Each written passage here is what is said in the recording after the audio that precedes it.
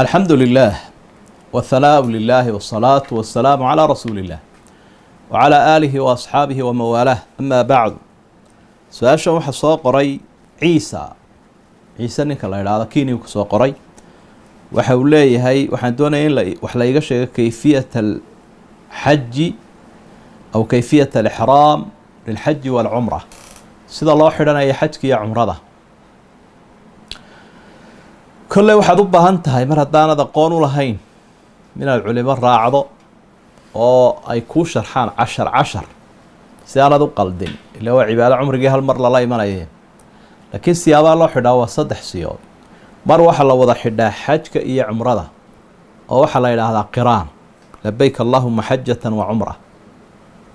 markaasa dee la israacinaya amaladii marna waxa la xidhaa xajka oo kaliya waxa la yiraahdaa ifraad labbayk allahumma hajjatan marna waxa la xidhaa umrada ayaa la horeysiyaa xajkana maalinka 8aad baa la xidhaa labbayk allahumma umratan buu ku horeysiinaya marka saddexdaas siyooda loo xidho laba jeer waxa kugu waajibaya inaad neef qasho oo waa marka aad xajka iyo umrada israaciso ama aad umrada horeysiiso tamattu iyo qiraan baa la yiraahdaa hal marna neefkaas kuguma waajibaya waa markaad xajka keligii dhamaysato haddaad doonto umrada waqti dambe ba la kaalayo marka inta wixii ka sii badan ee faahfaahina waxaad u baahan tahay culimada aad la socoto inaad ka faa'iideyso su'aasha waxaynu soo weydiiyay Cabdillah Hargeysu ka soo qoray wuxuu leeyahay ay rabaysan haddaan haysto ma u mayri karaa oo madada u maydhaad weeyday dad iyo duunyo kala u maydh laakiin ay maxaa kugu warwareejiyay magaal baa tay gaalada ayaa ari ka dhigtay ayga rasuulku sallallahu alayhi wasallam wuxuu tilmaamay in meelo gaar ah loo haysan karo de quraanku wuxuu inoo tilmaamay in lagu ugaarsan karo marka hadduu qofka u ilaalinayo xoolihii iyo beertiina waa la mid laakiin guriga laguma haysanayo haddii uu dee qofkii isagoo qoyan afkiisii iyo jirhkiisii mariyana waaba kii nabiguna baray sallallahu alayhi wasallam in 7 jeer oo marciid yahay la maydhayo afka ayaa uu sheegay jirka kalena waa la mid marka waxa haboon qofka muslimka inuu diintiisa ku egaado danteenu diinteena ku jirtaa waan ilaahay baana inoo dooray subhanahu wa ta'ala dadkana ilaahay abuuraa yaqaana iyo xayawaankaba marka mar hadduu qoyan yahay ma taabanaysid mana haysanayso guriga kuma haysanaysid Suleymaan su'aashiisu waxa weey Hargeysu ka soo qoray neefka baktiyay maqaarkiisa ama haragiisa ma iibsan karaa jawaabtu waxa weey haa haddii aad xoorisay ama magdisay oo dhagortii iyo xuubka aad ka saartay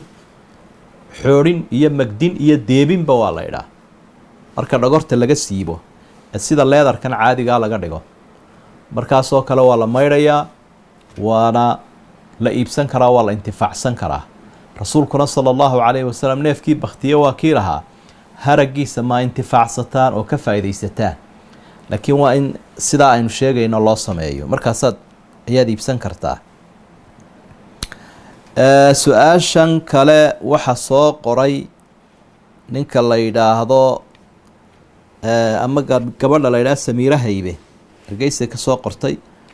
waxay leedahay waxaan qaatay warqadda fasakhaada intii uu ninkaygu maqnaa 2 sano kadib miyaa cadad bax la igu leeyahay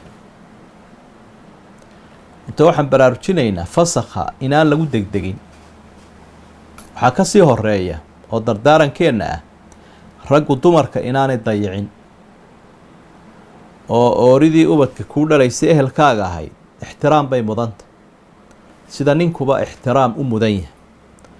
dumarkuna dee way sii jilicsan waa hooyooyinkeen iyo hablaheen waa qof tarmaysa oo warshad oo bani aadam soo saaraysa mar uurkay ku sidaa marna araxda marna ibtay ka jaqsiinaysa itaal darro badan bay intaasoo arrimood ku hayaan wahnan calaa wahnin quraanku sidaa uu tilmaamayo culaysyo isa saaran baa haysta marka in runtii loo dabciyo aad bay waajib u tahay caashiruhunna bilmacruuf siduu nabiguna baraya sallallahu alayhi wasallam marka iyadu ay fasakhanayso fasakh wuxuu leeyahay sababo ilaa 6-7 meelahaas sababaha haddii aan la helin oo ay been sheegtay fasakhato dee ma furmayso. qaadigii hadday laaluushto iyadoo sababtii lagu furayo lagu fasakhaya aanay jirin dee ma furmayso. haddii aanay furmin oo nin guursadana dee waa musiibo kale. markaa culimada aqoontii iyo ammaanada leh xagga shareecada inay mar walba wax weydiisaa aada baynu ugu talinaynaa. taasi waa baraarujin. laakiin hadday dhacdaba in fasakhii sharciga ahaa la fasakho, ruuxii dumarka ahayd waxay tilmaantay 2 sano iga maqnaa, toos ma u guursan karaa? maya uma guursan karaysa. kol haddaa xaas ahaydeen oo uu ku furay ama lagu fasakhay waa inaad ciddo tirsataa, oo cadadbaxaagu inaad ciddo tirsataa waa lagama maarmaa. haddaydaan muddo dheer isaragoo riximkaagu maran yahay xataa cadadbixi waa waajib. oo waxyaabaha loo ciddo tirsado waxyaabo badan baa, xigmado badan baa ku jiro ay ka mid tahay atacabud. qofkan ilaahay baa ku addoonsaday, marka xataa hadduu riximkiisu maran yahay waa inay ciddo tirsataa iyada oo muddo dheer aanay is arag, mar hadday kolkii hore aqal galeen. waxaanay ciddo tirsanayn haddaanay is aragba oo aanay aqal galinba. maalan way isu mehersanaayeen, mabay istaaban, markaasuu qaadigu fasakhay ama ninkii qabay baa furay, markaa ciddo laguma leh. famaa lakum calayhina min ciddatin tactaduunaha. laakiin kol hadday aqal galeen 10 sano hadday kala maqayn, maalinta la furo kadib ay ciddo tirsanaysa. marka arrimaha aada la ysaga hubsado. arrimaha qoysku waa xasaasi, xaaraan iyo xalaal bay dhex taagan yihiin. abtirsiimadii baa qaldami karta. markaa aada loo ilaaliyo, hana la dadaalo. baaraka allahu fiikum. وهذا ما أقوله وأستغفر الله، والسلام عليكم ورحمة الله وبركاته.